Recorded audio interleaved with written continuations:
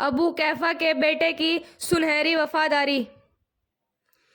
3 روز کے بعد غار شور سے نکل کر مدینہ کی طرف روانہ ہوئے تو نبی علیہ السلام نے دیکھا کہ ابو بکر کبھی آگے چلتے ہیں، کبھی پیچھے چلتے ہیں، کبھی دائیں چلتے ہیں تو کبھی بائیں چلتے ہیں۔ نبی علیہ السلام نے فرمایا، ابو بکر یہ کیا معاملہ ہے؟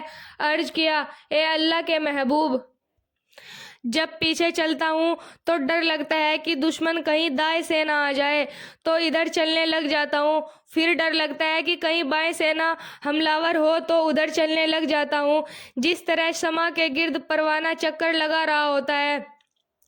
ایک عاشق صادق اپنے محبوب صلی اللہ علیہ وسلم کے گرد یوں چکر لگا رہا تھا۔ جب نبی علیہ السلام نے ام معبد کے گھر پہنچے تو بھوک کی وجہ سے آگے سفر جاری رکھنا دشوار ہو رہا تھا۔ حضرت ابوبکر صدیق رضی اللہ تعالیٰ عنہ نے ام معبد کی اجازت سے بکریوں کا دودھ نکالا اور نبی علیہ السلام کی خدمت میں پیش کیا۔ جب نبی صلی اللہ علیہ وسلم نے خوب جی بھر کر پی لیا تو ابوبکر صدیق رضی اللہ تعالیٰ عنہ کو خوشی ہوئی، چنانچہ بعد میں کسی موقع پر قصہ سناتے ہوئے ابوبکر صدیق رضی اللہ تعالیٰ عنہ نے کہا، نبی صلی اللہ علیہ وسلم نے اتنا دودھ پیا کہ میں خوش ہو گیا۔ اس کے نبوی کی ایک کتنی پیاری مثال ہے کہ دودھ تو محبوب پی رہے ہیں اور سچے عاشق کا دل خوشی سے پھولا نہیں سماتا۔ حالانکہ بھوک ابوبکر صدیق رضی اللہ تعالیٰ عنہ کو بھی نڈال کر رہی تھی۔ جب مدینہ طیبہ پہنچے تو مدینے والوں نے دونوں مہمانوں کا استقبال کیا، مگر کیونکہ انصار نے پہلے سے نبی علیہ السلام کی زیارت نہیں کی تھی لہٰذا وہ غلطی سے ابوبکر صدیق رضی اللہ تعالیٰ عنہ کے گرد جمع ہونے لگے۔ اتباع اتنی کامل تھی کہ حضور صلی اللہ علیہ وسلم اور ابوبکر صدیق رضی اللہ تعالیٰ عنہ میں فرق کرنا مشکل ہو گیا تھا۔ رفتار، بات چیت، چال ڈھال، لباس وغیرہ میں اتنے ملتے تھے کہ نقل اور اصل میں کوئی فرق کرنا مشکل تھا۔ حضرت امیر خسرو رحمۃ اللہ علیہ فرماتے ہیں، یہ فنا فی الشیخ کا مقام ہے، عشق رسالت مآب میں آگے نکل گئے۔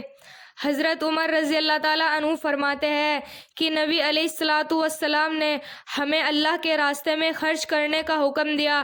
میرے پاس کافی مال تھا، میں نے سوچا میں آج ابوبکر صدیق رضی اللہ تعالیٰ عنہ سے آگے نکل جاؤں گا، لہٰذا میں نے آدھا مال صدقہ کیا۔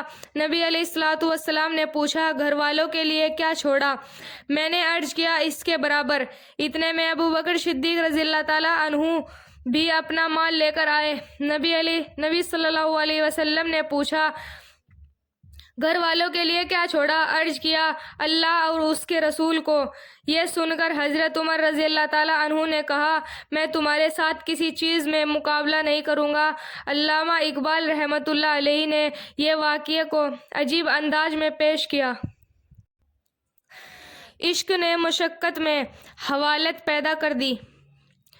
ایک بار نبی صلی اللہ علیہ وسلم نے ابو بکر رضی اللہ تعالیٰ عنہ کو پھٹے کپڑوں میں دیکھا تو فرمایا، اے ابو بکر، تم ایک وقت کتنا خوشحالی کا تھا جب تمہیں دین کی وجہ سے کتنی مشقتیں اٹھانی پڑ رہی ہے۔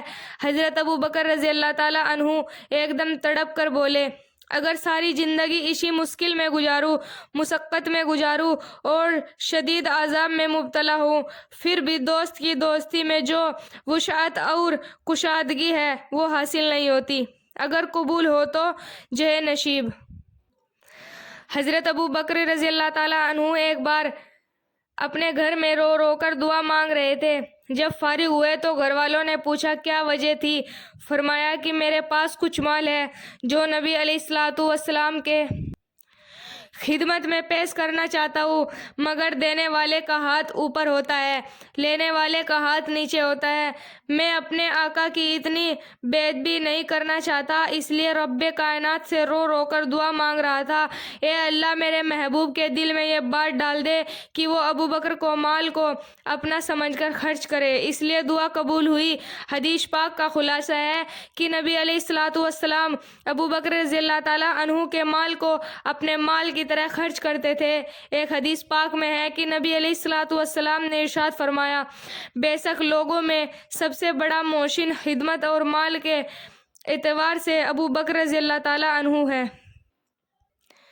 صدیق اکبر کے عشق و وفا کی حد تو دیکھیے۔ ایک دفعہ نبی کریم صلی اللہ علیہ وسلم حرم شریف میں تھے۔ کفار نے آ کر نبی علیہ الصلوۃ والسلام کو تکلیف پہنچانی شروع کر دی۔ کافر نہیں باہر سے نکلا، اس نے ابو بکر رضی اللہ تعالیٰ عنہ کو دیکھا اور کہنے لگا کہ تو اپنے دوست کا خیال کر کہ اس کو تو کفار تکلیف پہنچا رہے ہیں۔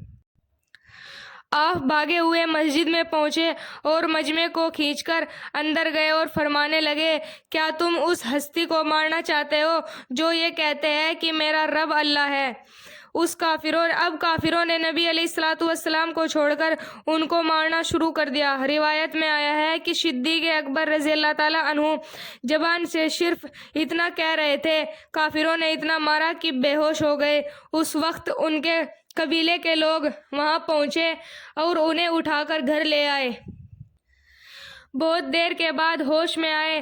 رات گزر گئی۔ جب ہوش میں آئے تو والدہ نے کہا، بیٹا کچھ کھا لو۔ اس وقت ابو بکر رضی اللہ تعالیٰ عنہ نے اپنی والدہ سے پوچھا، اماں مجھے بتاؤ کہ نبی علیہ الصلوۃ والسلام کی کس حال میں ہے؟ اس نے کہا، بیٹا تیرا حال یہ ہے کہ جسم زخموں سے چور چور ہو چکا ہے، اب بھی پوچھ رہے ہو کہ ان کا کیا حال ہے؟ فرمایا، ہاں، جب تک مجھے ان کے حال کا پتہ نہیں چلے گا میں کچھ نہیں کھاؤں گا۔ ان کی والدہ نے کہا، مجھے تو پتہ نہیں کہ وہ کس حال میں ہے۔ ابو بکر رضی اللہ تعالیٰ عنہ نے جمیل رضی اللہ تعالیٰ عنہ کا نام بتایا اور فرمایا کہ ان کے پاس جائیے، وہ آپ کو بتائے گی۔ لہٰذا ان سے پوچھا گیا تو انہوں نے بتایا کہ دار اکرم میں ہے۔ جب نبی علیہ الصلوۃ والسلام کو پتہ چلا تو ابو بکر رضی اللہ تعالیٰ عنہ اپنی والدہ کے ساتھ دار اکرم پہنچے۔ روایت میں آتا ہے کہ جب صدیق اکبر دار اکرم پہنچے تو صدیق اکبر رضی اللہ تعالیٰ عنہ کی اس کیفیت کو دیکھ کر نبی علیہ الصلوۃ والسلام نے ابو بکر رضی اللہ تعالیٰ عنہ کا بوسہ لیا اور اس کے بعد صحابہ رضی اللہ تعالیٰ عنہ نے ابو بکر رضی اللہ تعالیٰ عنہ کا بوسہ لیا۔ سبحان اللہ۔ بھائیو بہنوں، ہمارے چینل کو سبسکرائب کریں، ویڈیو کو لائک کریں، شیئر کریں۔